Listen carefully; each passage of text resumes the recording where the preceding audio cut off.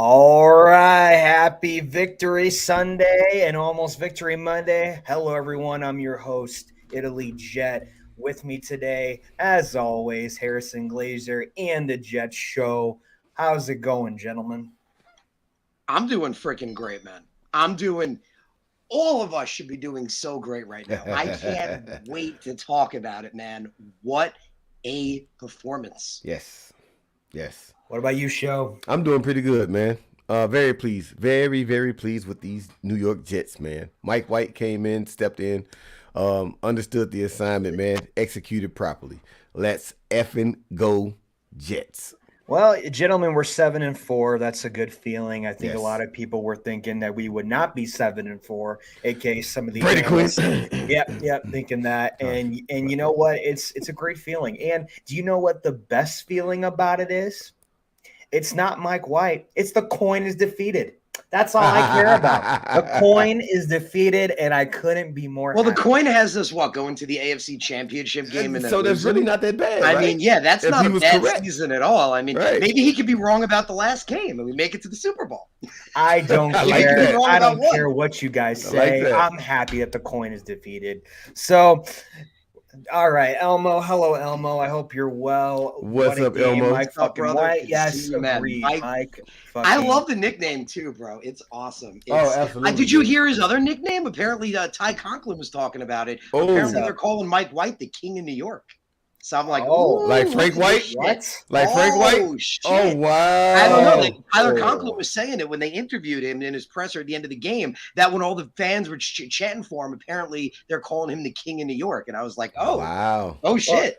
I think what's also pretty interesting is if you've seen Elijah Moore's interviews today on that's when New York that's when Mhm. New York football. I'm like, damn. Okay. All right. You know what cracked me up the most about Elijah Moore's interview? And it's funny, I thought about this as I was watching it, because you guys know I bring you all the pressers and all the stuff. With Yeah. Elijah Moore earlier, when the whole thing went wrong, the biggest thing was that he didn't care about winning. He selfishly made it about him. If you watched it, he said the word winning in like 5 times a minute. Like, it was insane. He was like, I want to be part of a team that's winning, even if I don't contribute to the winning. I'm glad we're winning. I want to keep winning. It was Did you guys see the win? exactly. Right. Did you know we won? So clearly somebody spoke to him on what to say. It was Yeah, good though. maybe. He said the right things and he played well. And the biggest thing is, as long as you're, you don't have to say all the great things, just not say the wrong things. If you're performing on the field, that's what matters. And he performed today.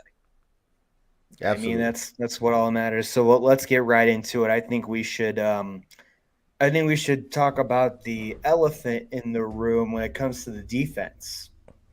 Let's go defense first. Oh, 'cause I thought you were know going to all- want to start with Mike White, because that's what No, everyone we're wants not to going to talk start with about. Mike Right. White because Go, Mike. I'm going to end this on a high note. So let's go beginning and then we'll go to the end. The defense, they didn't play well the first and second quarter, but they finally came out in the third and fourth quarter and did well. Harrison, let's start with you. What do you think about the defense today?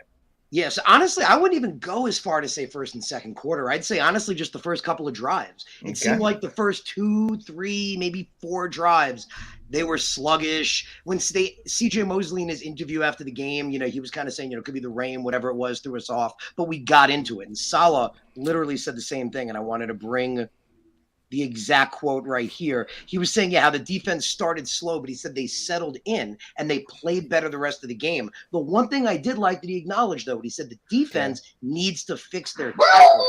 Oh, my dog agrees. Yeah, I think the dog agrees. During the game, she agrees. I think we She can agrees. all agree on that one. But yeah, saying the tackling was a problem, and he pointed that out and said that needs to get fixed. That needs to get better. But the defense overall played well. I mean, we held them to 10 points. And Simeon actually had a good game, which was alarming the hell out of me in the beginning, right? Like, that was like Simeon's coming out. We thought the defense was going to be the big thing, like, that made, this game winnable. And Simeon's coming out looking like a freaking starting, like, pro quarterback. Like, oh my God. In fact, he had, I couldn't believe this when I heard it, he had more passing yards than even Justin Fields has had this year in the first quarter. Yeah, I saw that. That was like, really that first quarter, which was like, 4 drives altogether. that was, again, it was crazy how good Simeon was looking. I was like, what the hell's happening? But the defense picked it up. But even more impressive was, again, we thought, no, we're talking about the defense. We thought, the defense was going to be what kept us in it. The offense was amazing. The offense is what won the game. And how nice is that to say? After saying for weeks, we've been saying the defense is what keeps us in games. Finally, we can say the offense won us a game. Absolutely. Yeah. Good. Absolutely. What about you, Shell? Yeah, I agree, man. A lot of missed tackles. And it was really like getting under my skin. Like, it was so bad. I was extremely quiet in that first quarter. I'm like, what am I watching here? Like, this is crap. You know what I mean? We're playing Chicago, guys. And normally when I'm watching the game, guys, I am through the roof in my house. But that first quarter, I'm like, what the am I watching here? Like, the Chicago Bears are moving the ball on us? You know what I mean? To see those guys adjust, get their feet underneath them, so to speak, man. Like, when I saw them settle down, I was like, okay, here we go. These are my boys. You know what I mean? My boys are showing up now. One thing I don't like, why in the hell can't we recover fumbles, man? Dude, I mean, I know the weather. Like we freaking suck at recovering fumbles. I mean, I know the rain had a lot to do with it, but I get what you're saying. Like even some of the previous games, right? Like the ball comes out and there's like 18 Jets guys around and only 2.5 opposing team players, and somehow actually the half a guy actually ends up getting it. Right. But no, as far as defense, man, the defense, absolutely, they look lights out as always. Kept them to 10 points. I was shocked that Reed gave up a touchdown to Pringle out of everybody, maybe Claypool or.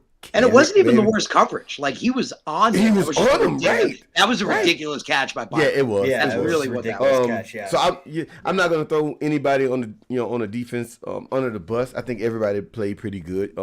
I know some people I saw on I think Twitter and IG. I think they were trying to trash Sauce for the catch on Claypool. Or the Claypool caught on Sauce. But I'm like, dude, it's the NFL. Like, he's not going to dominate everybody, like, all the time. Like, somebody's eventually going to catch a ball on him. You know what I mean? I'm the type of guy, look at the overall. If you're looking at an overall game. Yeah. It's one catch on Sauce the entire game. I don't care if 6 yards, or I don't care if it's 40. It was just simply one catch on Sauce. He didn't catch the touchdown pass on Sauce. You know what I mean? But other than that, guys, man, like, the defense to me, man, is our heart and soul of this team. I think whenever they're playing the way that they play, it just makes the offense and the special teams play a lot better. And to add on to it, the offense connected today. It was like all three phases were on today. You know what I mean? And we'll get to that. We'll get to that. We'll get to the offense, right. but overall, defense, yes. Perfect. But yeah, defense, like I said, I'm glad they bounced back. I'm glad that they did well. It was really funny because the announcer was like, hey, there is no bad pieces on this defense, especially in the secondary. I mean, he complimented Whitehead, Joyner, Carter, Eccles, even complimented Gardner and Reed. And I was like, this is still different for me. So I'm just ready for the shoe to fall because we get picked on nonstop. So I am very happy with the performance from the defense in the second half. Let's go to special teams. I know Greg Zuerlein made his field goal, but he missed one. Overall, I thought he did good. Brandon Mann, I mean, great kicks overall. I was really happy with it. What do you think, Harrison? Special teams? Yeah, well, yes. Talking special teams, Braden Mann had 10 punts in the last time we played, and this game he had 2. So that's a big difference. Big difference. And Sal pointed that out as well, saying for the offense, how they only punted the ball twice. Yeah, out of those 2 punts, he averaged 59 yards a punt. So, yeah, Braden Mann has never been the problem. Special teams, we always talk about it. The common denominator is always Bram Boyer. Boyer, kind of like you were, just saying show with Sauce. It's kind of the same thing. Yeah. That our special teams is always so good. That's why we make a point when they don't play well. Like in that Pats game, we're like, well, wait a minute. That was something that wasn't good. That's how good it normally is. And that's the thing with Sauce, like you pointed out. People saying, hey, he got beat by this one guy. It's the NFL. You're eventually going to beat someone. Yeah, 100%. On you once or twice. But if anything, it's a compliment because it's like we know this guy can lock down anybody. So we should be happy that we're having the conversation of not, holy crap, he's getting smoked. It's, he allowed one catch. Right. What's happening? Right. Like, that's the kind of lockdown he is. And it's like you said, it's going to happen. It's going to happen. Mm-hmm. You don't want to see it happen, but I get the confusion of people because you're watching him like shutting down Stephon Diggs and then this happens. But it's the NFL level. Anyone who's been on a sideline will tell you all of these guys are fast as hell, strong as hell. That's why they call it any given Sunday. So Pittman got the best of him on that one play. It was one play. So, but yeah, special teams, man. Braden Mann was absolutely outstanding. And Zerline, he missed that one kick. But, man, that 57, that's break the leg. That's what he's known for. In the heavy rain. Like, I was for both of those kicks because they were long. I wasn't expecting either one. But that first one, damn, in the heavy rain, that was amazing. That was an amazing 57-yard kick. So, absolute shout out to Greg Zerline for that one. That was crazy impressive. What do you think, Show? Absolutely lights out with the special teams today, man. Shout out to Justin Hardy. That pickup. Yes. So I'm like, this guy is so aggressive. He's so sharp and so good at what he does. He was literally down there around the time the ball hit the ground. Like he was already there, like literally waiting on it. Like he was on the opposing team. I'm like, this damn Justin Hardy, man. Right. So shout out to Hardy. Shout out to the head our coach for special teams. Man, as always, lights out, man. I'm a huge fan of that guy. Shout out to Joe Douglas for drafting him in the later rounds. That one field goal, though, the snap, it was a bad snap. He couldn't control it. Yeah. You know what I mean? It's because of the rain. It's the rain. I'm not going to blame him too much. I'm not going to blame him too much. Because if you saw that, it was like he botched it, then he tried to pass it, then he botched it. Right. Then the other person botched it, right. I'm not going to blame him too much. I was like, this is a rain play. It's like hot potato.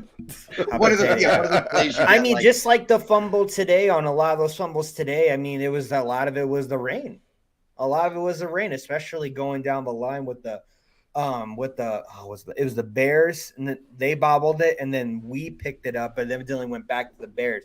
So I mean, it happens. It poured the whole game. I feel sorry for the people with the Revis introduction because that's why I'm wearing Revis today. So in honor of Revis, but I couldn't agree more. Special teams did good, but also the rain sucked. But hey, a good team capitalizes with weather that if it rains, snows, pours.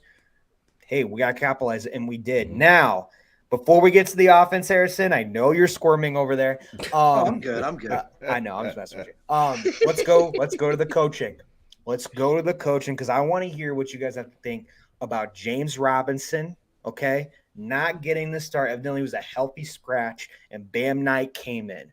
What do you guys think of that call, and what do you guys think of all the coaches' decisions today, especially on defense and offense? Harrison, we'll start with you. Yeah, so coaching-wise, man, the game was amazing. I mean, even defensively, there were all those problems in that first quarter where, like, why does Trevor Siemian look like a top quarterback? Right. Like, what is happening? But they adjusted. The defense clearly adjusted and made it. Even in the running game, David Montgomery is a beast of a back. Anyone who knows him, they expected, even they interviewed our defensive guys, that was the one guy they were most worried about, Montgomery. But they contained him really well. So, man, the defense adjusted. The offense, I mean, man, we thought maybe Mike LaFleur is the problem. Well, Mike White laid all claims aside. We now know Mike LaFleur is not the problem. I agree. We know that as clear as possible day. I question because you wonder with all the issues, wide receiver, this. Could it be the quarterback? We know now it is not Mike LaFleur. We can state that as a fact because we saw facts of that in the past, we saw facts of that, and we were thinking that last week. We were thinking that a little bit. That's what I was kind of saying. Like, we saw games where we weren't sure, and there were games where they weren't adapting very well. There were a lot of struggles, but man, today the offense, and again, the Bears defense isn't as good as the defenses we played, but it's not a bad defense. That's an important thing. Like, it's not. You saw that today. They're not a terrible defense. They're like maybe average to a little below average. Is maybe where I put him. Okay, James Robinson. Then, what did you think about that? Starting Bam Knight over James. I was shocked. I was absolutely shocked. I mean, I was excited about Bam Knight. I was surprised James Robinson over Ty Johnson. That's what surprised me. But man, Ty Johnson surprised me today. Ty Johnson, dude, I know. Impressive, man. Which again, like we said, we always want to win. So if Ty Johnson wants to be the guy and he's going to consistently do it right, because that's been his problem in the past. If he can consistently do it right, I'm cool with that. I mean, he only carried it 5 times and he had over 60 yards. He had that 32-yard awesome run. Mm-hmm. Again, the Bears defense isn't as good as the defenses we played, but that's impressive, especially with Michael Carter going down. And bam, dude, bam for his breakout first game. It was his first game that he played. He averaged almost 5 yards a carry, and he carried it almost 15 times. It was really, really impressive, man. Those two guys, very underrated. And considering we still have Michael Carter who's coming back, we know what James Robinson is. Yeah. Again, we'd love to have Breece Hall, but Yeah. that's a nice little 4-headed monster right there. Maybe, especially going into the playoffs, it's nice to have 4 running backs that can all solidly contribute. Do we know anything about Michael Carter yet, guys? Sprained ankle. Did they say? Yeah. Okay. Yeah, it was a sprained ankle. Last time I checked, Salah said he wasn't. Well, I guess they know the injury, but he said he wasn't sure timeline-wise. Yeah, time-wise, right. That's what I meant. Yeah. They don't know. That's what I meant. They don't know potentially how bad the injury is. Right. Well, if he is out, then expect James Robinson to be in there with Bam Knight and Ty Johnson. At least we hope. Sho, what did you think about the coaching and the running backs with James Robinson, and then Bam Knight, Ty Johnson? What do you think about the coaching decisions? As well? Spectacular from the coaching standpoint. Head coach, offense coordinator, and defense coordinator. These guys are lights out. And I know some people are going to say, but it was against the Bears. No matter how you spin it, we're the Jets, so we haven't been the best team in the NFL, for years, or even a good team. So I'm taking this win with a smile.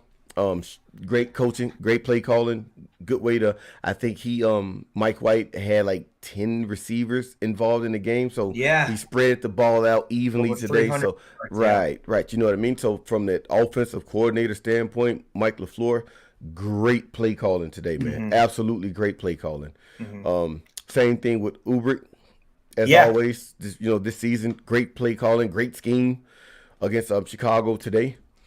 Far as the running backs. Yeah, I mean, that was shocking to me. I know Abby said wasted trade. I don't think it's a wasted trade. Nah. I don't think we need to talk about that yet. But what do you think? So I'm sure you guys remember, I've been calling for Bam Knight. I was very high on Bam Knight. I was high on Bam Knight.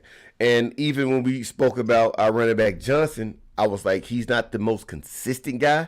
But he's still good enough. But he's electric. 50-50, it's like whenever he does catch the ball, he's very electric. We spoke about that, on our live. So if you're looking at our running back room, let's say with the injuries, the guys that are injured. So we have arguably the best running back room in the league.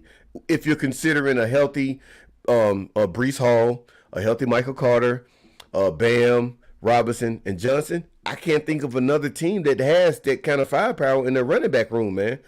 Actually, what the Rams did when they cut Henderson and now he's with the Jaguars. Right. The only thing I can think of is maybe the Chiefs. The Chiefs have a good running back room, but overall, you're right. We are deep. Yeah, we're deep. Very deep, very deep. As far as James Robinson, it's early, man. The guy just made it to the team, so maybe they feel like he needs to learn the playbook more, learn the system more. Yeah, you know what I mean? That's actually Robert Saleh literally said that when they asked him about it. He said literally that it just made sense. He said that he felt that our running back room has been a little more, vertical than we'd want. And he said that, we wanted more, quick, downfield guys. And we felt like Bam fit what we were looking for. Yeah. Also, he said James Robinson didn't, just like you said, didn't have enough of the playbook yet, and they wanted them to learn more. So that's like literally what Saleh said. He said he wanted, Robinson learning more. But, man, they killed Agreed. him. Agreed, yeah. So we're not worried, right? We're not worried about the running back. I'm not. You're not at all. Worried. Why be worried, man? I mean, and like Abby pointed, wasted of a trade. I don't think it's a wasted trade. We only saw James Robinson a little bit, and what we saw, he was good. I mean, he had that good game where he had a good amount of yardage and a receiving touchdown. Touchdown, which is really quality. So, man, this is a kid I love that we traded for. Me too. I mean, people get banged up all the time. We're going potentially, what we're hoping for is to be going to the playoffs right now. I don't want to jinx it, but we don't know how long Michael Carter is going to be out. Guys get banged up. It's always good to have extra bodies. Yes, but man, Bam Knight, same thing like you said, Show. This was a guy I wanted on the 53. Mhm. Like I watch, I don't know if you guys know, like when I watch a lot of college football, I Yes. mainly watch ACC because my Mhm. dad went to Duke. So like we used to watch Duke football and Right. Duke basketball. So I watched all the other teams, became a big ACC fan. I watched him a lot, man, and I really like Bam. And if we watch, saw what Michael Carter said about him, who I also liked ACC. Michael Carter pointed out that Bam, he couldn't believe Bam went undrafted. He said he couldn't believe that this kid went undrafted and that he was going to show everybody what he can do. Like, I loved him in the preseason. I'm excited he got his opportunity because, man, with what he did, almost 15 carries and averaging almost 5 yards a carry. Yes. He's a guy now. Like, you can't justify making him inactive again. Yes. He's a young Mims and Elijah Moore. You can't justify them getting inactive anymore. You take the chance of somebody picking him up if you put him back on the practice squad. Oh my God, don't do that. I mean, that's just don't do like that, once you expose yourself, to show talent in the NFL level, hey, you have teams like Denver, man, who need a running back extremely bad. You know what I mean? So it's tricky with Bam right now. It's tricky with a lot of these guys with the running back room. As far as the trade though, we really didn't give up much for him. So barely give up anything. So it doesn't matter. Without and he's Robinson, a quality player for what we got. I mean, you could probably literally trade with the way he's playing. You could probably trade him and got pretty much what you got back. If not, knowing Joe, he'd get something better. Right. Oh yeah. I mean, look at the Herndon. Look at the Herndon trade. Look at the Blake Cashman trade. I mean, it's great. All right. Before we go, in my opinion, we don't win that Bills game without Robinson. The guy ran the ball extremely well against the Bills. Yes. So you know what I mean? I'm glad you brought that up. Could Bam have ran it as well? We don't know. Yeah, we don't know yet. But what we do know is Robinson ran the ball extremely well against the Bills. Yeah, well, the one thing that surprises me is, even James Robinson being inactive, because if you look at skill sets of running backs, what we liked about James Robinson, again, he's nowhere near what Breece Hall is, like not even in the same stratosphere, but the same kind of runner. He's a bigger guy. Right. All the other guys we have, all the other guys, Knight, who I love, Michael Carter, Ty Johnson, they're all smaller running backs. So that's why I just figured, like you said, James Robinson would be active just for the fact that he offers that, pound the defensive line down. Yes. Like put them into submission. Then you put in one of those faster guys. Right. Yeah, agreed. I agree with all y'all gentlemen. Before we get to the comments, we will get to the comments late in a little bit. But now the main event. Drum roll. Got my drum roll. The offense. There you go. The offense. I mean, I know me and Show have talked about this. Harris, I know me have talked about this. I'm at the point now where I am like, okay, this is a good step, but we still got to see what we got against the Bills and Vikings. But as of right now, because we're talking about the game today, Mike White, in my personal opinion, did a very good job. He got the tight ends more involved than ever, and they caught the ball. Davis coming back, he had a couple drops, but I mean, you're just come back from injury, so I get in the bad weather. He's going to be fine. But Wilson and Moore, holy crap. When they got their touchdowns today, not only were they all excited, they were excited, and they went to Mike White immediately. That shows a lot of character in what your wide receivers want, your tight ends want, and what your running backs want. And we wish Carr the best of luck. I hope his ankle sprain will be healed up soon. But overall, even the O-line was fine. I mean, Mitchell was in there, second quarter, something like that? Well, he went down. And then I was surprised, Mitchell coming in, I was a little concerned if he was 100 or not, but he played good. Yeah. But the blocking was great when they were running and with the wide receivers and stuff and with the running backs. I was pleased. with everything. I just hope he could. Can't speak today. I hope he continues to grow and people got his back. I mean, look at the picture I got in the background. And this is the picture that I have of the overplay. I mean, I don't remember. It speaks volumes, right? It speaks a lot of volumes right there. So I like it. All right, Harrison, we'll start with you on the offense. Start with Mike White. Start with anywhere you want. I don't care. Love it, man. So you guys remember, and we talked about this last Sunday. Oh, actually, we didn't know, right? We didn't know at that point, if we were going to be going in a different quarterback direction at that point. I talked about it more like on my show I did on Monday, after the announcement came out that everything was going to be on the table. Like, why that was a big deal. Like, we thought it was a good idea that he should be benched. We didn't know if he was going to be benched. Yeah, and we actually weren't together at the time, so just pointing it out. I loved that answer at the time. Like, as it made me realize, like we are right now, it's their acknowledgement that we're a playoff team, we're a winning team.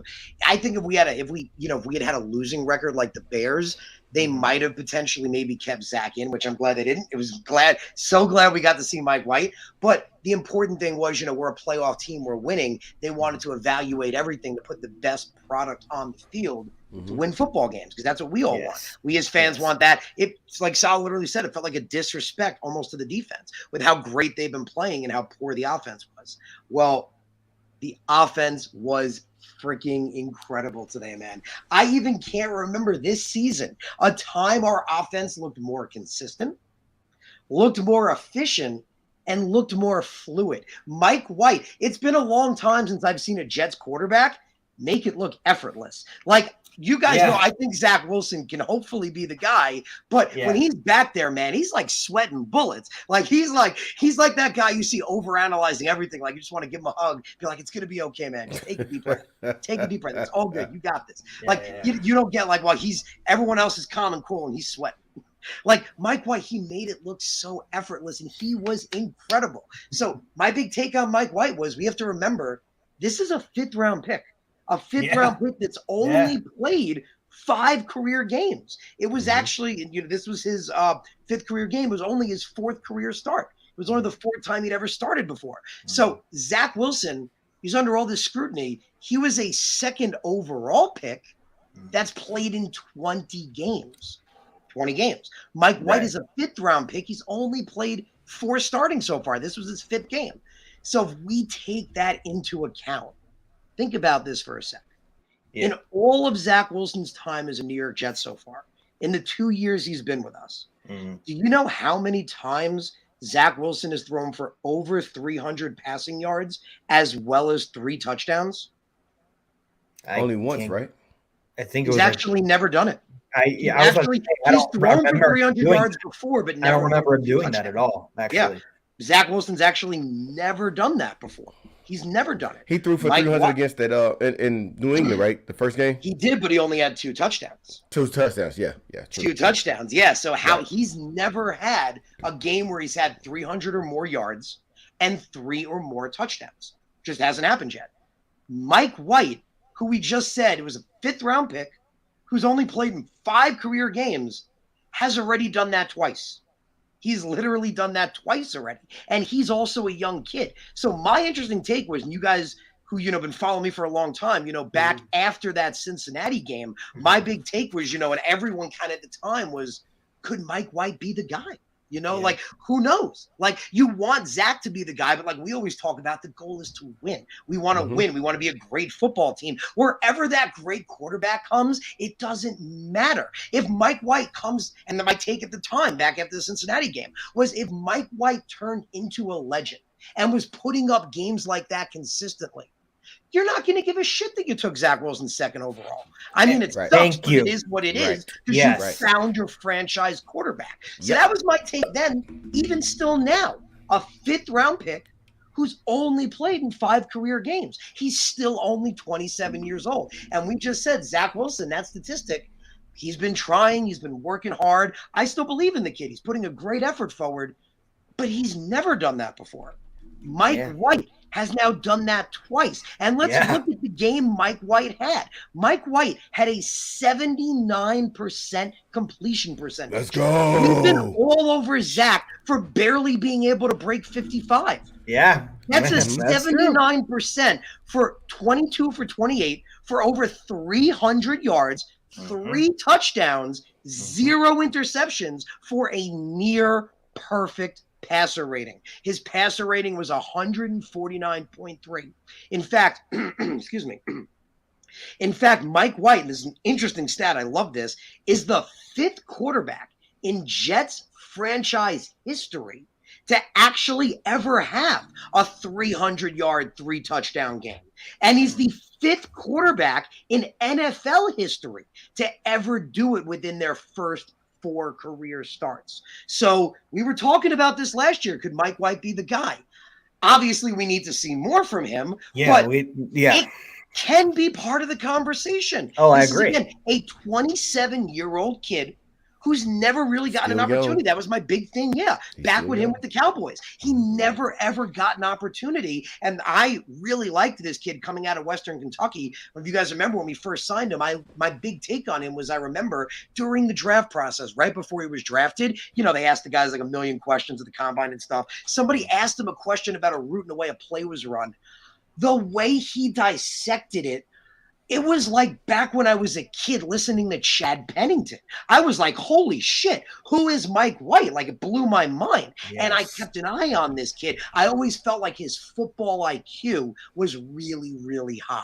Well, just unbelievable. Again, the game was incredible. The offense, for the first time, won the game. They were excellent. This is the best we've seen them play. The whole team balled out. Garrett Wilson balled out. Elijah Moore even balled out. Conklin balled out. Knight balled out. Uzama caught everything. Pretty much everyone caught everything pretty much thrown their way.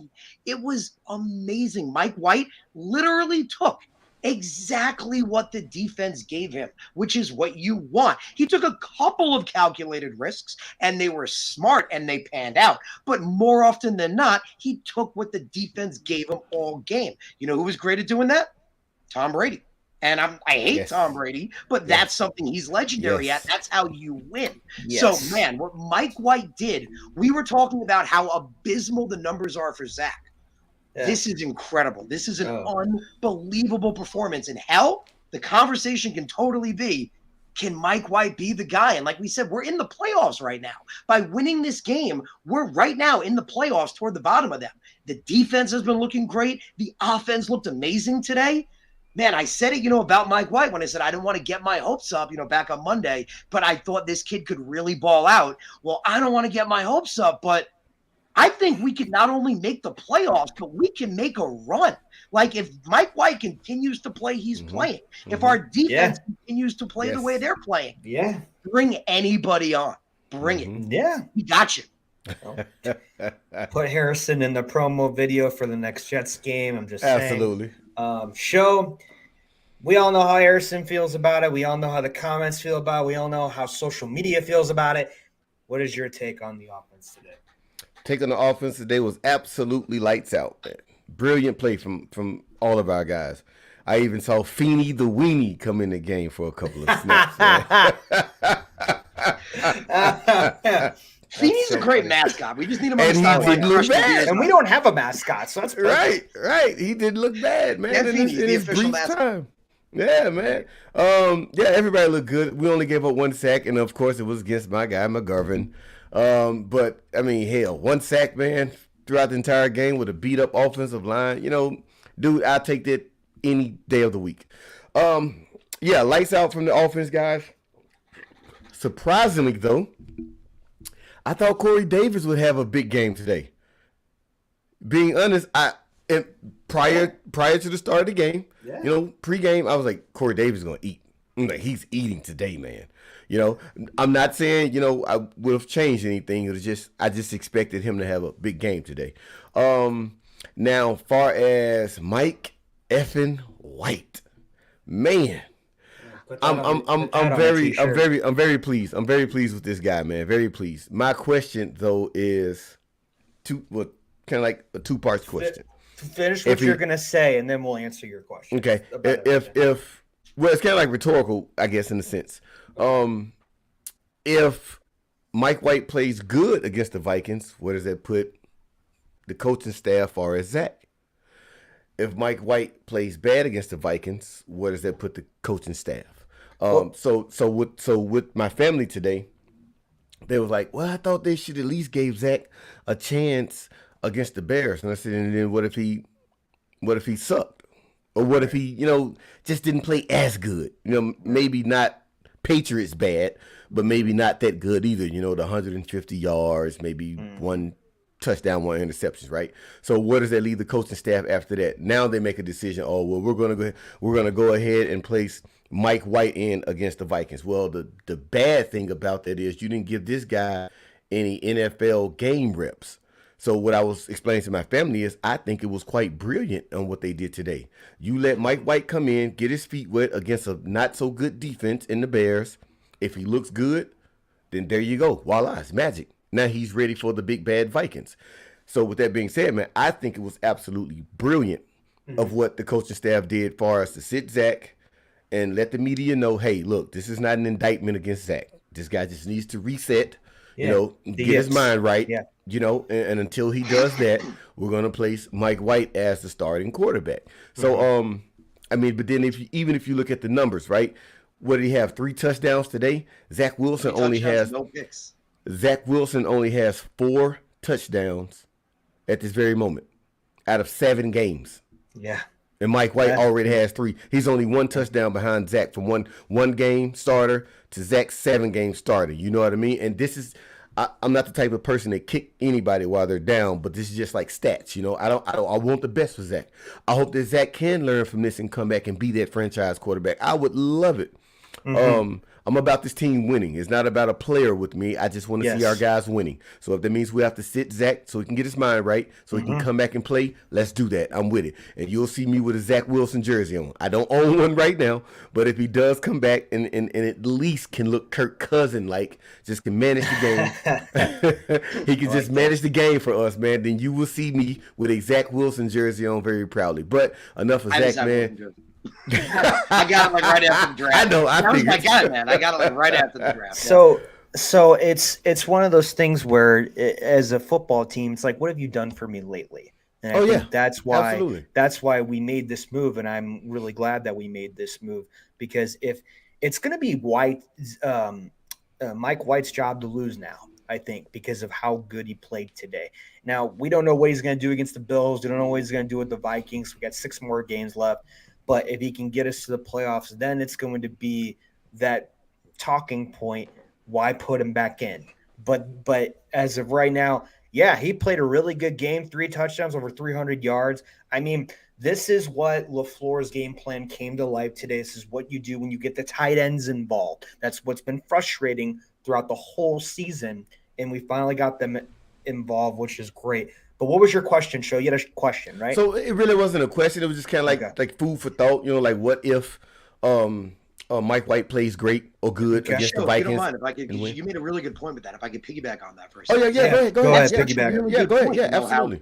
That's such a really good point. You say we look at Zach Wilson and we've looked at the numbers and they've consistently not been good. He's put up good games, but they're at the bottom of the league. They're not looking good. We look at these trends. We talk about the trends with Zach Wilson. Everyone's pointing them out. Well, what about these current trends with Mike White? You can't look at one trend and not the other. I mean, we just said it, right? The guy's played 4 career starts. And in his 4th career start, he did something that is the 5th most. That first game he had, that Cincinnati game, was a record-setting game. His jersey's in the Hall of Fame for it. He set records as a Jets quarterback in that Cincinnati game. And in this game now, he's now set new quarterbacks as being, like we said before, the 5th quarterback in Jets franchise history and the 5th ever to do that in 4 career starts with the performance he had. So we have to look at that and, again, say, this isn't the guy we thought it was going to be, but when the New England Patriots drafted Tom Brady at 199th overall, do you think they expected him to be the guy? Either you roll with the punches, you roll with what happens. Exactly. And if you look at Zach and people like the numbers don't lie, well, then you have to look at Mike White and say the same thing. Numbers don't lie. Because we go with Zach. He's getting all this scrutiny. He's played, like we said, 20 games so far, and he was a 2nd overall pick. Mike White is a much lower pick. So shouldn't he have a longer leash by that logic? And it's only his 5th game. So these numbers, again, they're record numbers. It is really exciting and impressive to the point where we're seeing him do this now twice in just 5 games that he's ever played.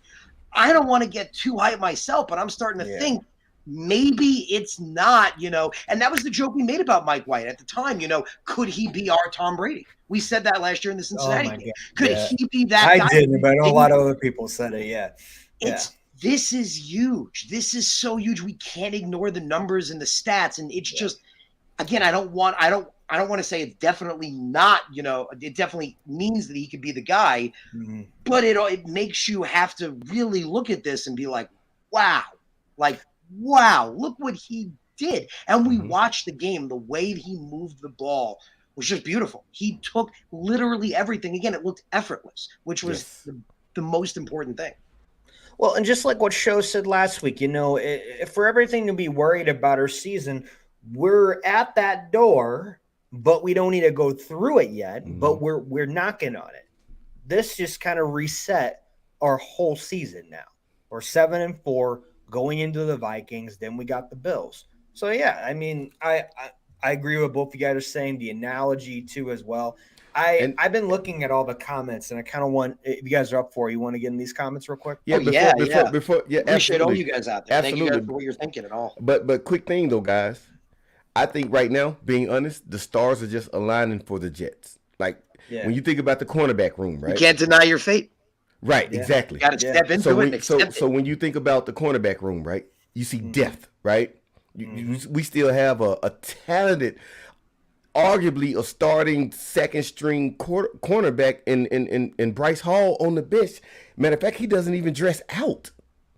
You know what I mean? When you look at the defensive line, you see depth. When you look at the middle line, when you look at the linebacker room or the linebacker room, you see depth, right? Even I hate to say it so loosely, but even with free safety, you still see a little depth because there's some guys that don't play that I actually like Parks. I like Adams and Davis.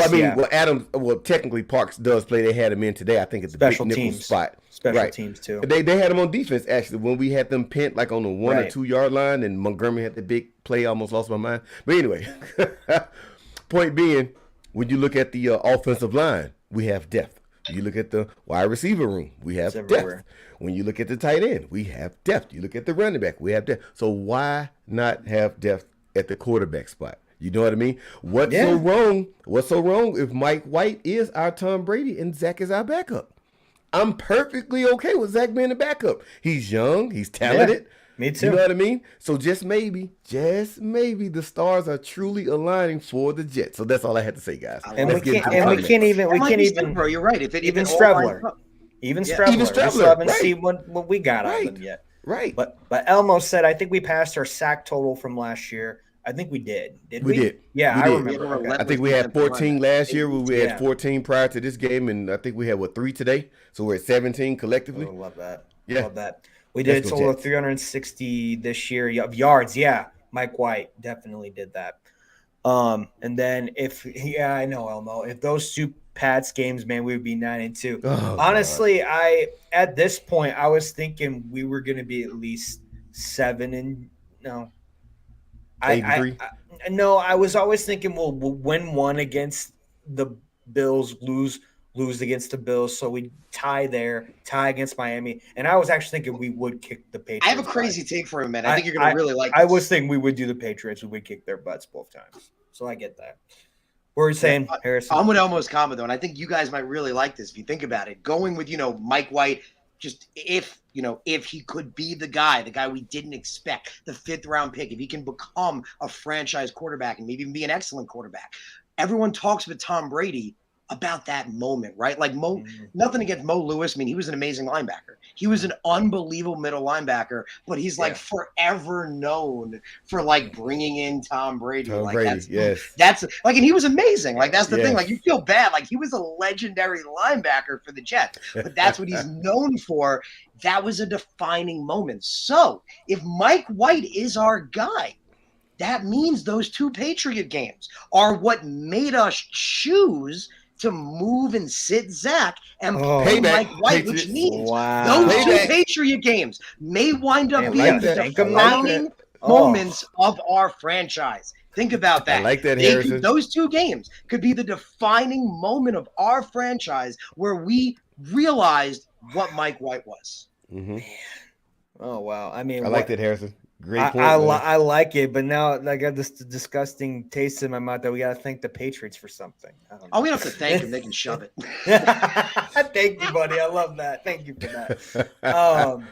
Oh man, so Sean, see what happens when you have competent QB play. Yes, that is. Yeah, we see what happens. Yeah, they freaking were amazing, that offense. And Greg, yes, we knew what Greg had. I mean, I've seen him first thing with the Rams, and I've seen him up close. I've seen him behind the scenes on what he could do. He just always have made me nervous. Now I'm starting to warm up to him now because he's a Jet. But yes, that was good.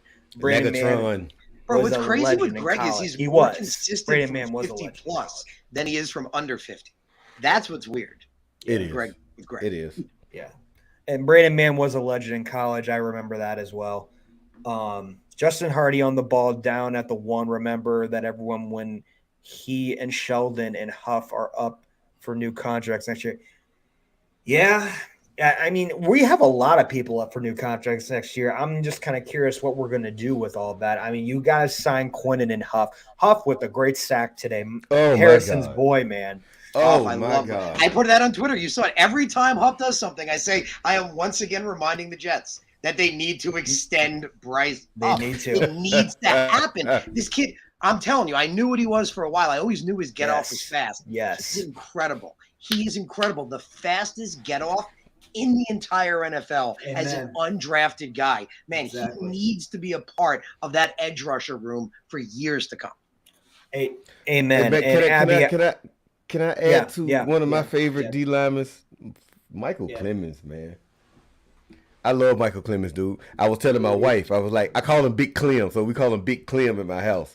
I was like, watch him. I said, babe, I was touching my wife, watch him, babe, watch him. Like, as soon as they put him in, he's going to do something. Man, the moment they put him in, you saw him just chasing the fucking quarterback to the opposite side. Like, I'm like, this guy's a beast. And the very next play, he, like, stuffed the run right in the middle. I'm like, oh!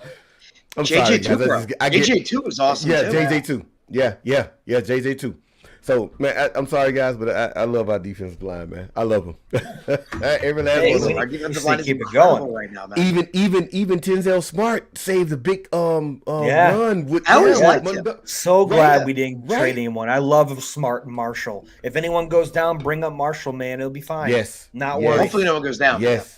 But yeah, right, I'm exactly. just saying because you never know what the Jets, you never know what the NFL, and we have people that we're confident in to bring in. It's not like last year. So that was really nice. And it's a different situation for us. I mean, we're actually at a point, and, we've talked about it before.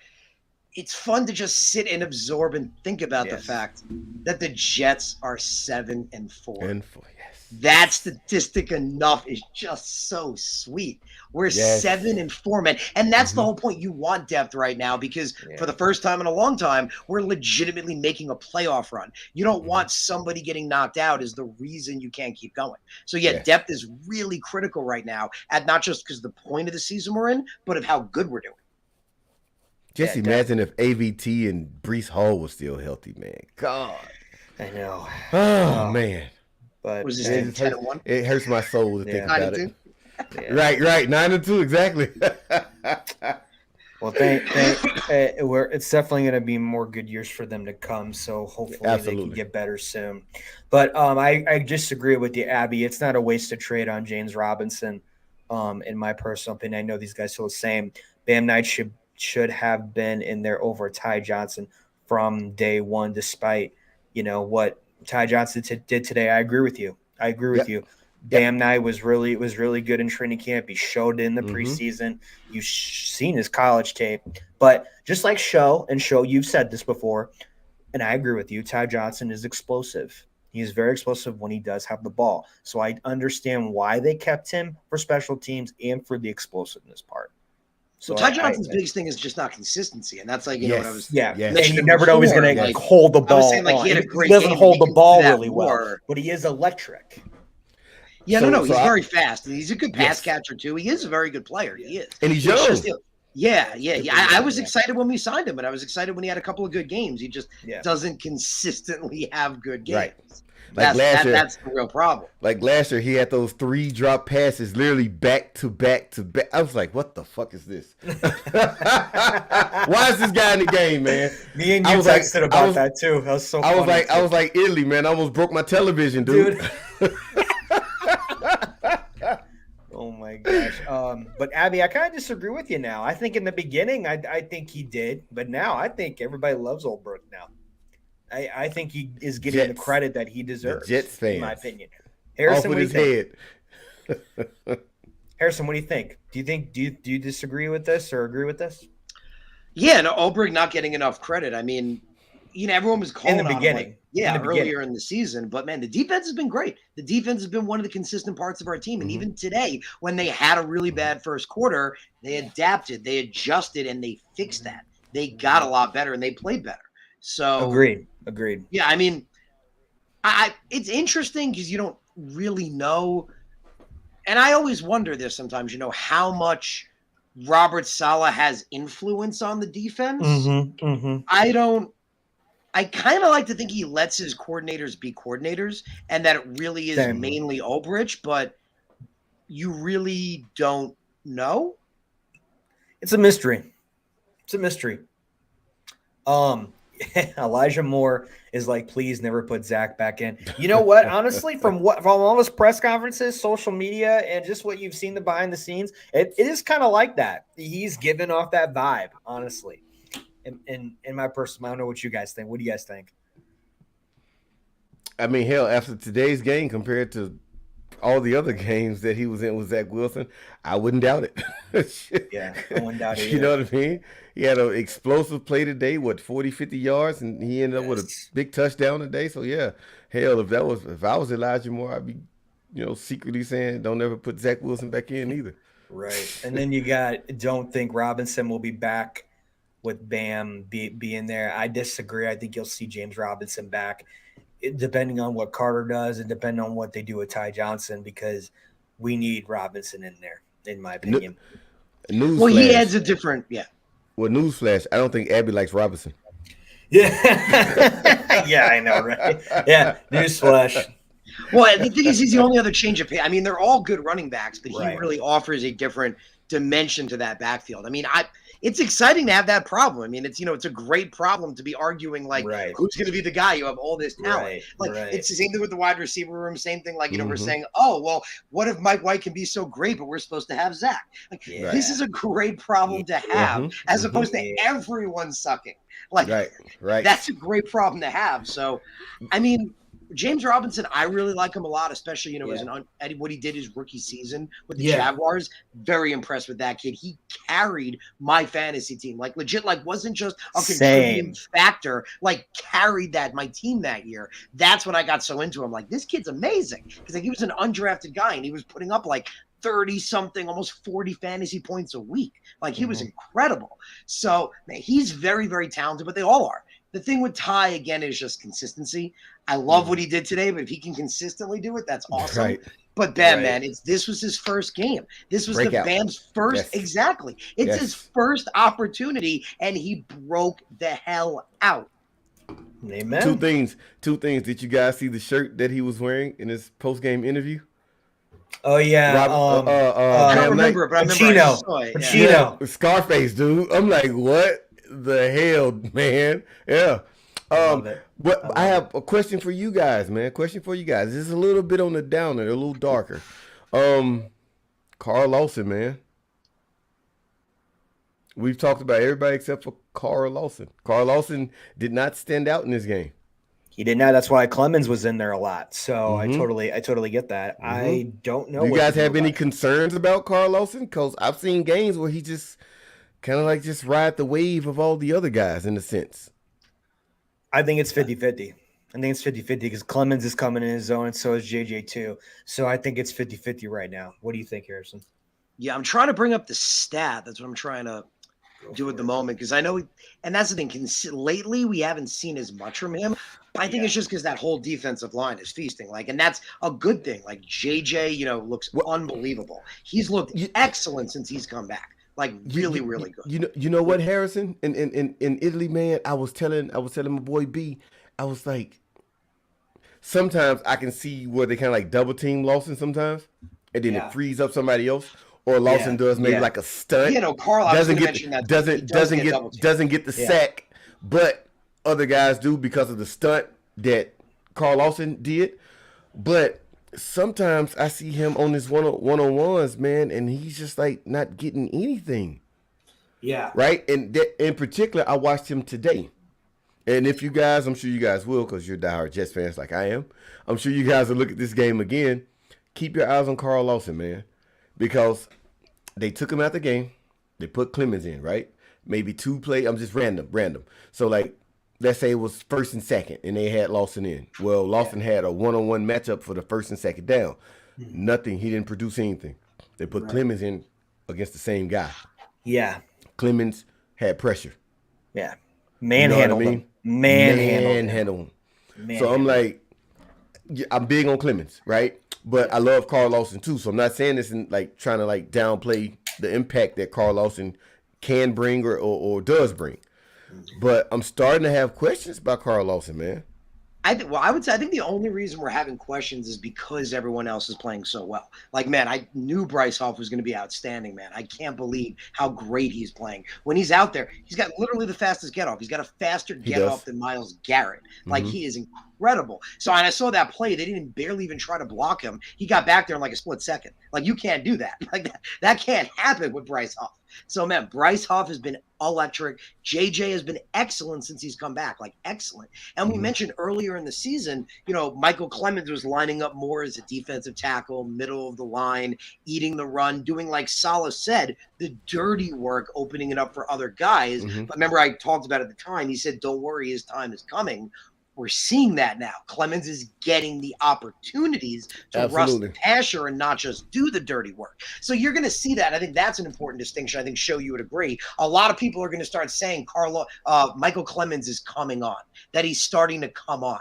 And I would actually disagree and say that he's been on the entire time. But because, like we were saying before, that in the beginning of the season, he was doing more of that dirty work, lining up more in the interior of the line, not being the pass rusher, but opening it up for other guys to eat. He did his time. It's like, you know, earned his way. He did his time, did what he had to do. Now he's getting those opportunities. So, man, I think it could just be the fact that we're seeing so many other guys feasting that, like, you know, if they weren't, we'd be like, well, Carl's getting pressures, but everyone else is just in the backfield relentlessly. So an interesting stat with Carl Lawson, I remember there was a point in the season where he had about 16 QB hits, and he was tied about with guys like Nick Bosa. Well, Nick Bosa now has 28, and Carl Lawson still has only 17. So it is clear that he's kind of tapered off as of recently. Like, he was doing better earlier, but now he's just not as much. It could just be a factor of, again, more double teams, or even just other guys are feasting. Other guys are eating. So he was the main guy for the longest time. Like, he was the guy. Now JJ looks great. Clemens looks great. Huff has been amazing. Those are the three guys. And again, nothing against Carl. I love Carl, but those are three young guys. Those are three young guys that I look at as the future of our edge rush. Interesting.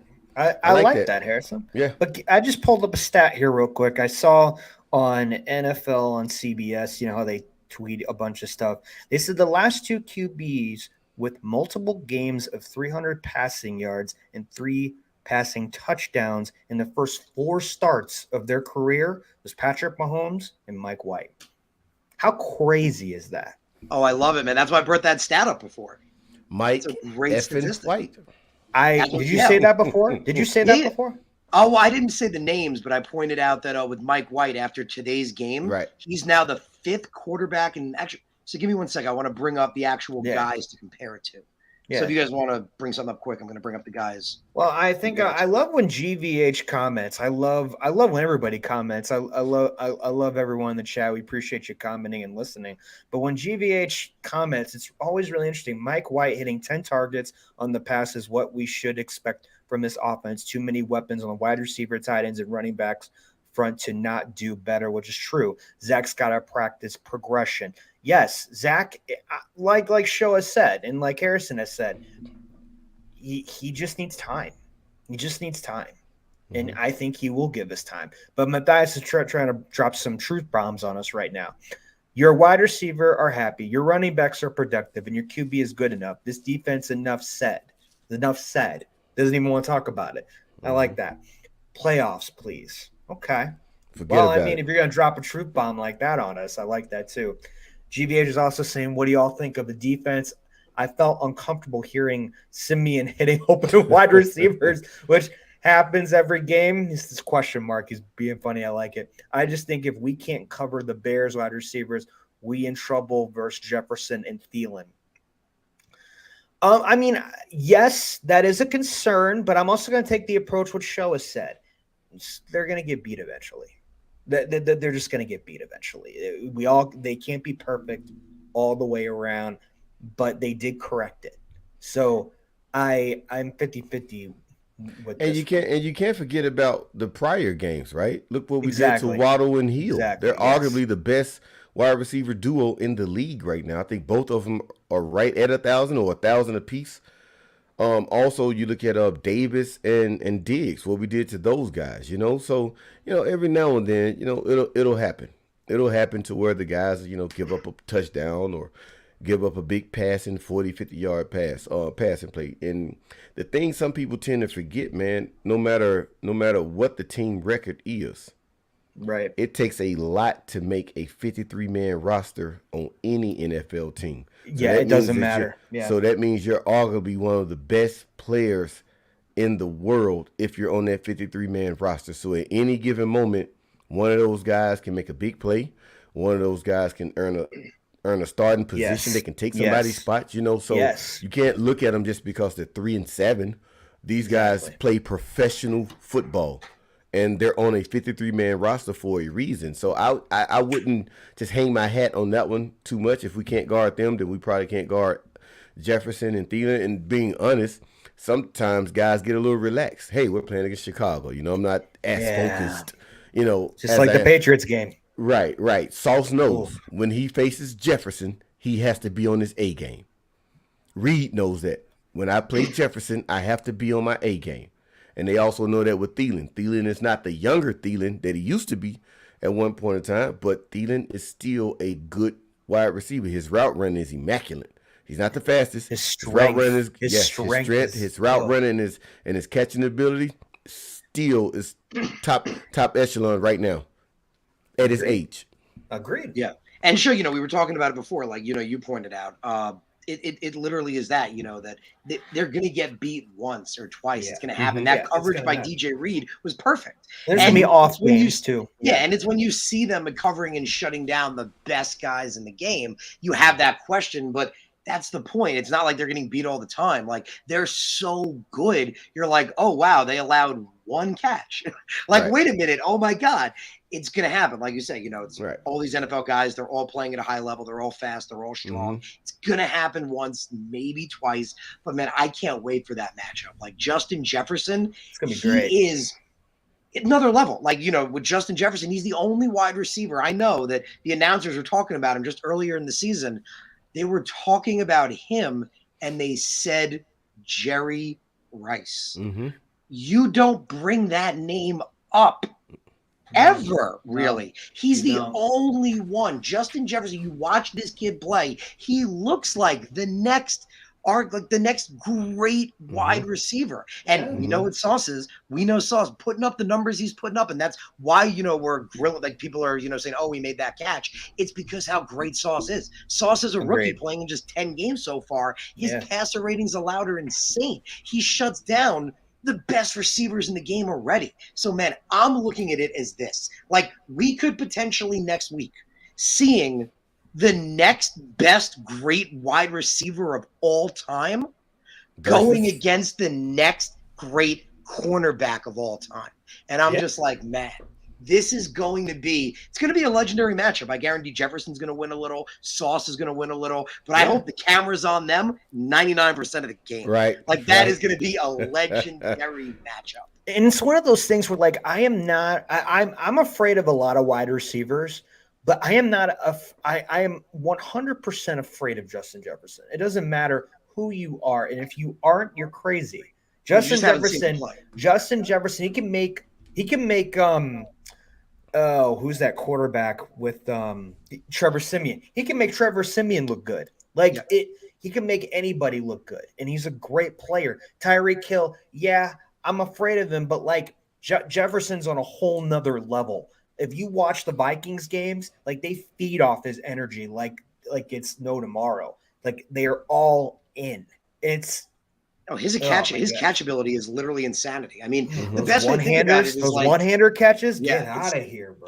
If I hope it's not going to happen. I don't think it's going to happen. But if he were to come out and like be the first one to burn Sauce and has like an 100-yard game on him, we would look at it as we would look at it as okay. Well, it is Justin Jefferson. It's Justin Jefferson. Sauce is still Sauce. Like we wouldn't question it because that's how good Justin Jefferson is. And let's say this, guys. No matter how good you are in the NFL, you know, there's always a yin to a yang. It's just life in general. Yes. When you think about one of the best cornerbacks that ever played the game, one of the guys that come up is D. Allen. But what was the receiver from Buffalo? Right? What was the receiver name from Buffalo? He just always had the Allen's number. He always had the Darrelle Revis number, man. And he wasn't like the best receiver in the league. He was okay, decent. But I'll find it here in a minute. But he just always gave Darrelle Revis matchup problems for some reason. And so with me, it's like eventually Sauce is going to find that one guy, more than likely, where it's kind of hard for him to dominate. It could be Justin Jefferson. It could not be. You know, it could be the least guy that we expect, like it was with Darrelle Revis. He had that. God, I can't think of the guy's name, and he's a known guy. You know his name. I just can't think of it right now. I'm looking it up. I'm looking up Bill's rosters from that time period. I'm like, he was just that wide receiver. Just some reason always had Darrelle Revis' number, man. I cannot think of his name, but when Andre Reed. No, it wasn't Reed. Josh Reed? No, I don't think it was him. Nah, it wasn't Reed. No. Now you got me wondering. Think of his name, man. I could not think of his name. It's on the Bills? Yeah. Sure, it's Bills, not Patriots. Yeah, I think it was the Bills. I'm about 80%, 90% sure it was the Bills. Are you sure it's not Patriots? It's not Dolphins. No, it's not Dolphins. It's not the Dolphins. No, I'm about 80, 90% it was the Bills. And if it's the Patriots, I'm thinking you may be thinking maybe Wes Welker. Yeah, possibly. Or Randy Moss, it wasn't. Or Brown. When I hear his name, I'm gonna know it. I used to talk about it all the time years ago. Let's see if I can find it like this. Sorry, chat. We're like really digging now, so we can talk. I'm not sure. I'm not sure. Man. I'm not sure. I don't know. But dude, he's just while you're looking it up, that's the point. I mean, Justin Jefferson, like you said, Gino. Anyone who questions like he may not be the greatest ever is not watching him. Like you haven't seen him play. Like he is again. Like just the other week, like they said his name in a sentence of Jerry Rice, and I wasn't upset. Like that's like anyone else would have been like, "Are you freaking kidding me?" Like it's Justin Jefferson. It's like he could be like the next guy that's the greatest wide receiver to ever be. And that's what Sauce is on the other side of it. Like what Sauce is doing in those first 10 weeks is insane. Like we talk about it, like every great corner we know, like Revis, we've mentioned it. I love Darrelle Revis. Revis is the GOAT. But he didn't do in 2007 what Sauce is doing now. No, he didn't. Any of those guys, like pick Jalen Ramsey, pick anybody you want. Nobody. Sammy Watkins doing what? Sammy Watkins. There we go. Mike, best of all time. Yep. Coming in clutch. Sammy Watkins.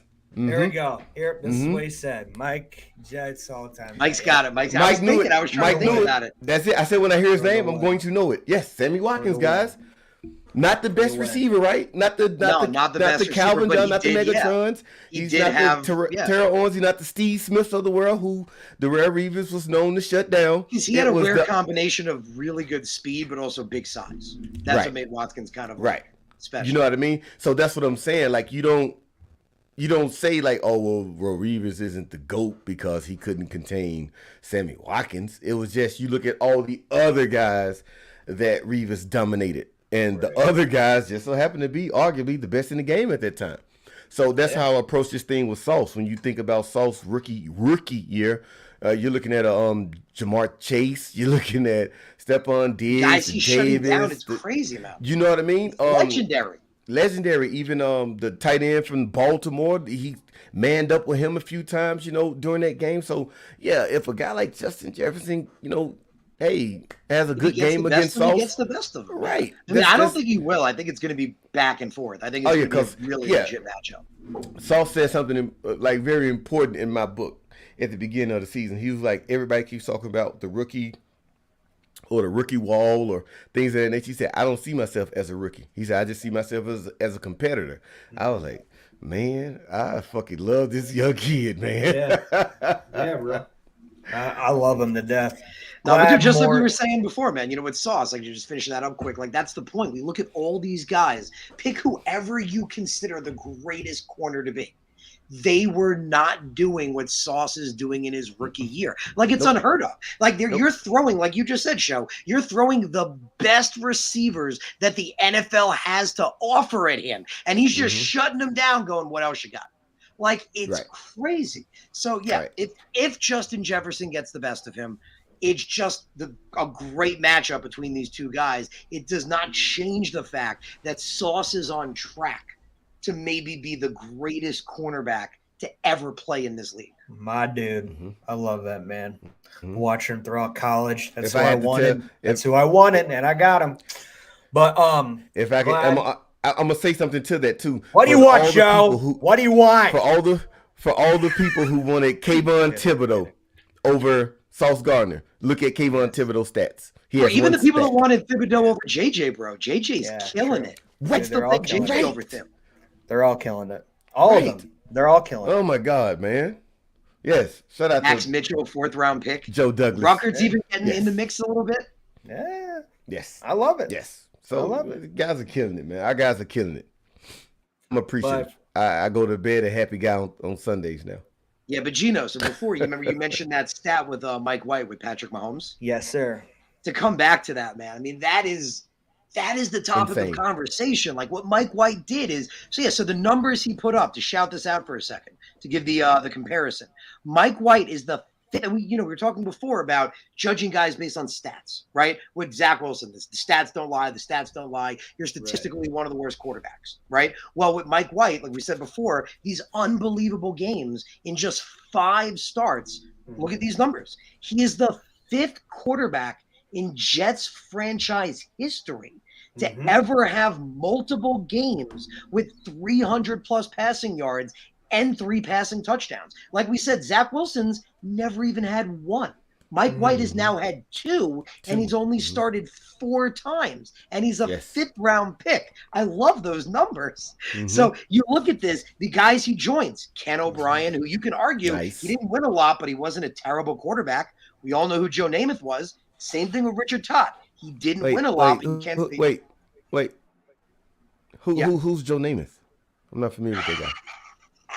You know what's really funny? Exactly, and that's the point the crowd is with. The funny thing is the last one. I don't even know who the last guy is. Apparently his name is Dick Wood, and everyone thought that was funny. But bro, Richard Todd, Joe Namath, Ken O'Brien, Mike White in that company, that's amazing company. And same thing with the one, Gino, you pointed out.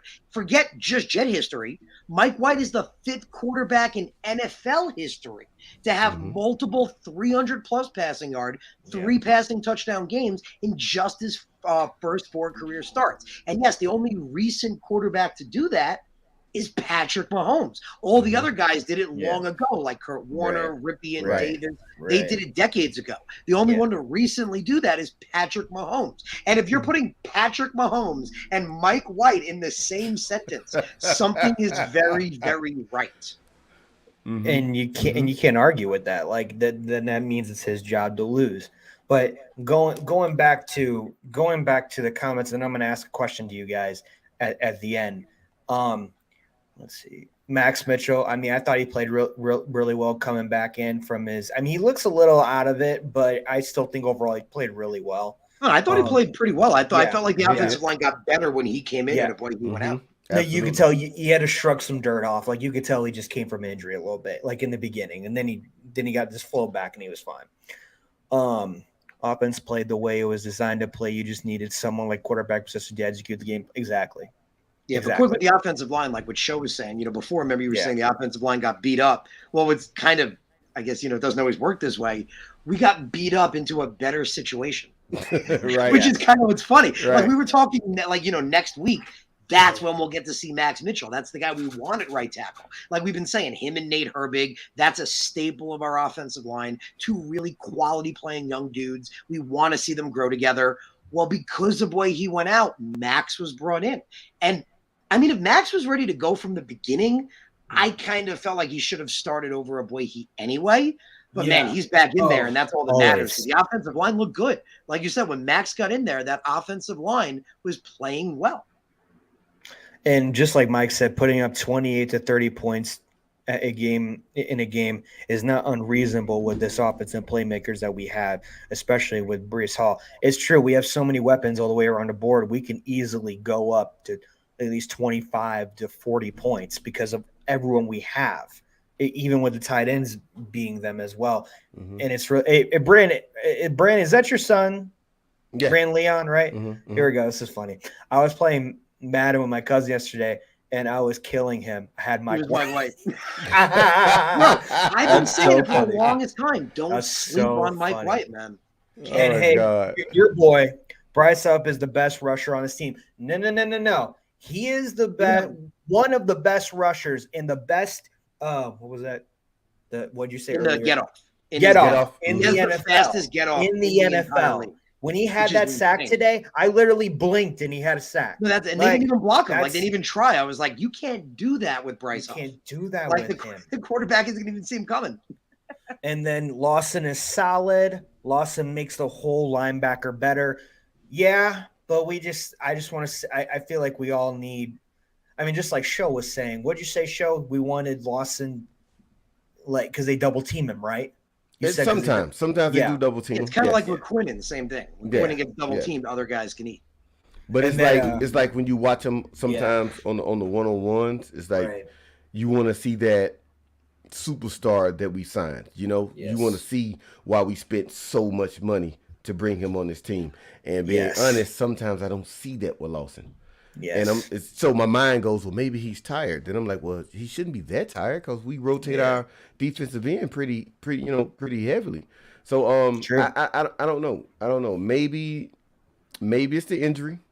You know, that could still be lingering, somewhere.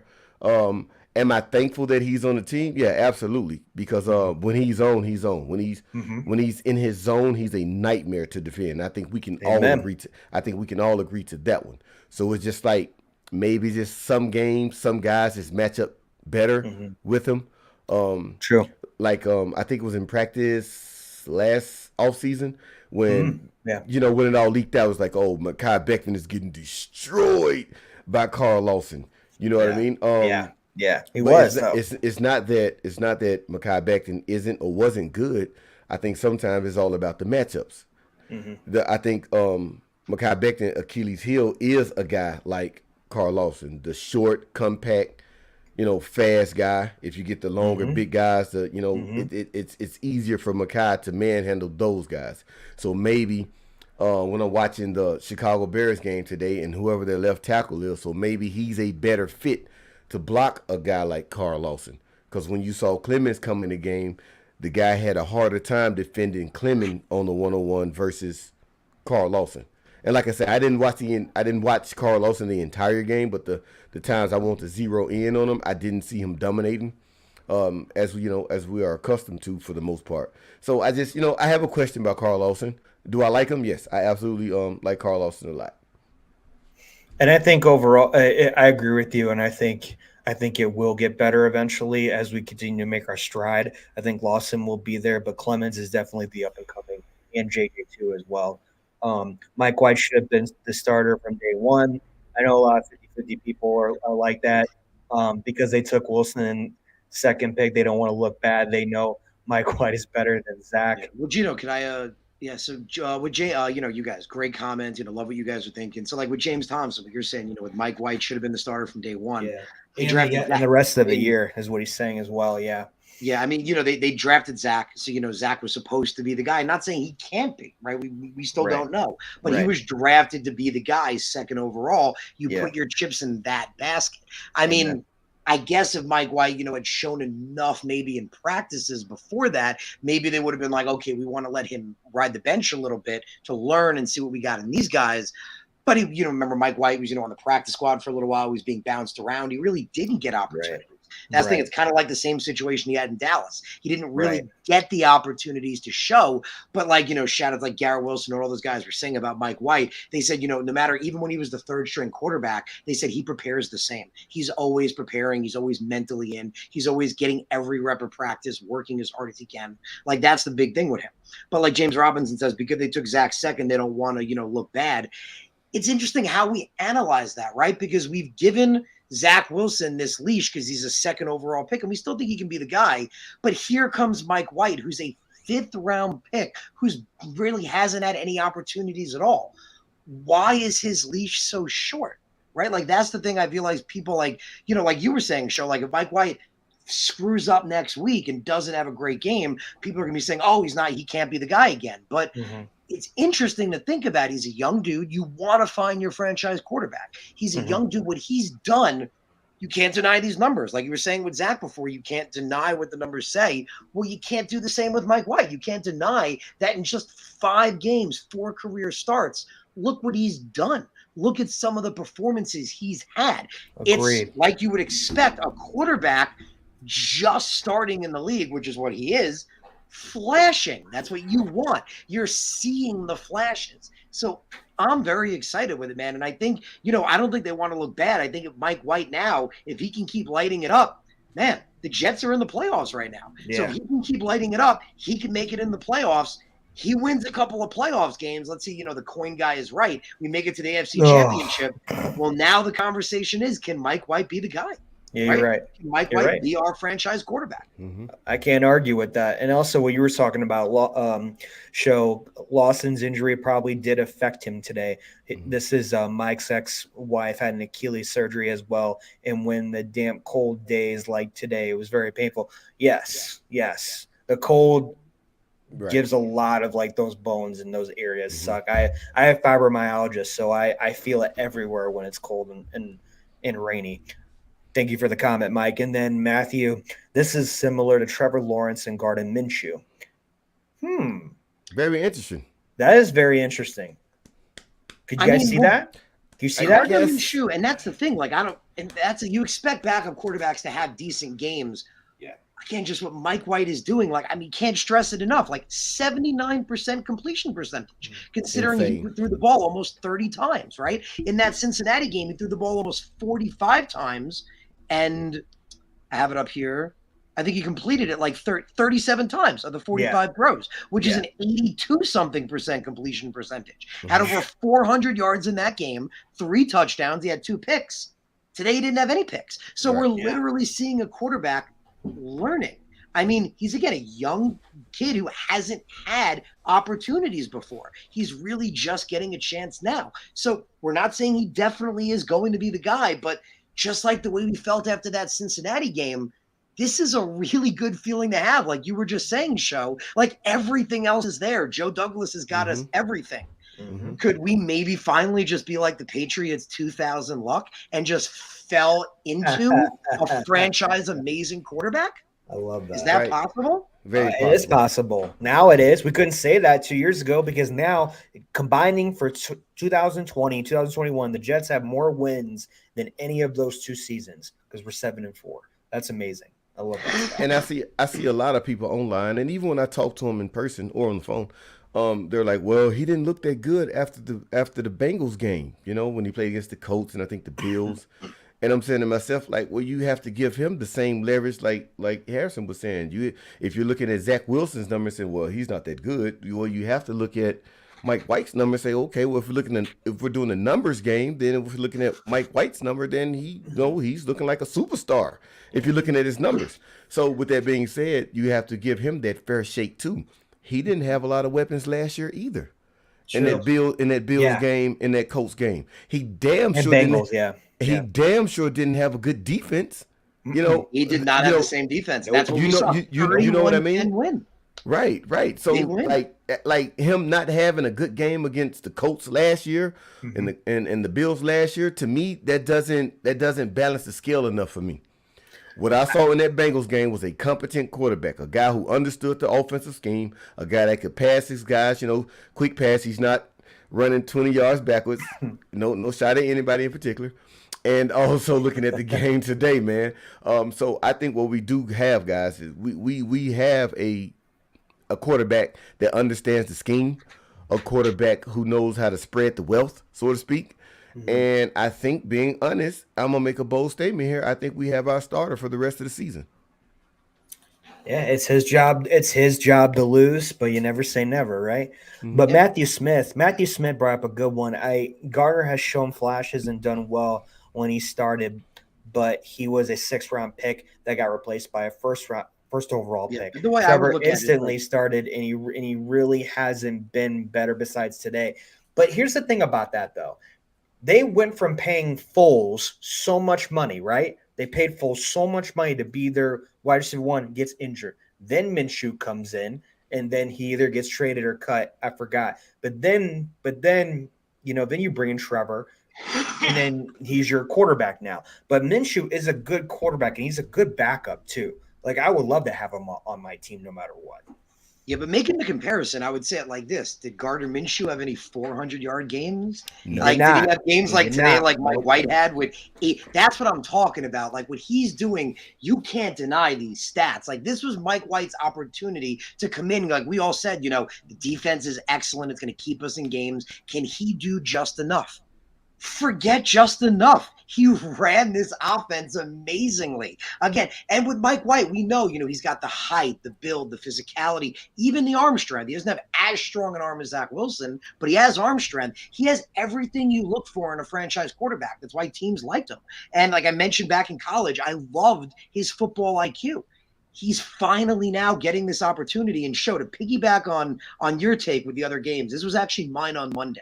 I went back and I looked at the numbers, and I had an interesting take on Mike White. And this is why I thought he could have potentially a huge game like this. Because before today's game, Mike White only gave us a 4-game sample size.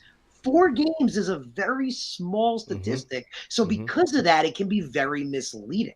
So the way I looked at it was, 2 of those really bad games, the worst ones, were against New England and Buffalo.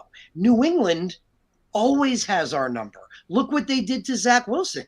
I mean, Zach Wilson, literally the games where we're questioning, can he be a quarterback, is against New England. He has his most interceptions against them. They always have our number. They have for years. And Buffalo, yes, we had that last great game against them where our defense played really well. But we saw last year, it's not uncommon for Josh Allen and the Bills to have our number as well. So that being the case, I was like, okay, if we say maybe New England and Buffalo just played really well, they had the Jets' number. If we take those 2 games out, because again, it's a small sample size, it could be misleading. You have that Cincinnati game where he balled out. And even in that Colts game, he only threw the ball 11 times, but he had almost 100 yards, 1 touchdown, no interceptions. In fact, his QB rating was higher in that Colts game than it was in the Cincinnati game. He had a rating of 121.4. So I was like, man, if you take out that New England game and you take out that Buffalo game, that's really promising. Like, those are 2 really promising games. And again, we come back to the fact that, he's not as young as Zach Wilson, but he's not an older guy either. This is his first chance that he's really had to play at an NFL level. So I'm really excited, man. I felt, based on that, like what he did in just those 2 games, he could have a huge game today. He did. Now I'm just excited, man, to see what he can continue to do. It's going to be scary if he can perform half as good as he did today against the Vikings next week. If Mike White can come out with 200 yards and maybe 2 touchdowns and we win, man, hey, I hate to use this name so loosely, but we may have found out Tom Brady. And we were all saying that last year, right, man? We were like, it can't be, right? We don't want to jinx it. Like, could it be? And we've been screwed with quarterbacks for so many years. I hate getting my hopes up about a quarterback. I'm sorry. That's exactly it, bro. We've been screwed over so bad when it comes to that quarterback position. We're like, could it be? Could it be that we've finally been gifted with something? Like, is it possible? Maybe. Man, just unbelievable. Like we said, we look at those numbers. You want to critique Zach for the numbers. You Right. got to give Mike White the props on his. Those numbers are literally franchise-setting numbers. Absolutely. Even NFL history numbers today. Like you said, Gino, what he did, he's the only one to do it now in the the more recent last couple of years. Mahomes, since Patrick Mahomes. Man. I mean, you can't argue with that. But fellas, we're gonna wrap it up here. If you guys if you guys enjoy it, please give this a thumbs up. Follow these guys on social media. Thank you to all the comments. Sorry for the last few we didn't get to go to, but Mike, Brandon, James, Matthew, Elmo, Abby, appreciate all the comments, guys. Where could they find you, real quick? Harrison, we'll start with you.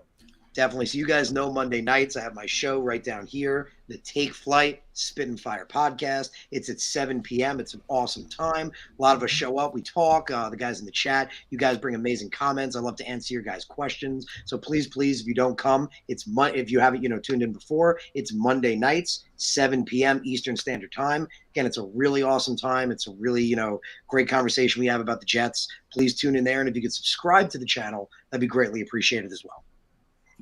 All right, Show, what about you? You guys can also find me on YouTube at the name you see on the screen, at The Jet Show without a W at the end. I'm also active on Twitter as well. I do have an account on IG. I also have an account on TikTok. Not so much active on those, but we do put out content from time to time on IG and also on TikTok. So if you guys would like to, man, give me a follow, like, comment this live stream that we did today, guys, and also give my guy Harrison a follow, man. He's a great guy, great content, and I would love to see you guys on both of our stations. If we don't have you on now, please join the team, man. We would love to see you there. Awesome, guys. Well, I'm Italy Jet. This has been the Italy Jet post-game show. You can follow me on all social media platforms. You can also follow everything in my J on all social media platforms. Great dub today. Enjoy Victory Monday. We will be back tomorrow night. Me and Liam and everything NYJ will have Nick Shine Jr. on the show. And then on Wednesday, we got Mike Westhoff coming back on the show. So we're pretty excited about that. Guys, have a good night. Happy Victory Monday. Harrison Show. Always fun as usual. We'll see you next week. Good night.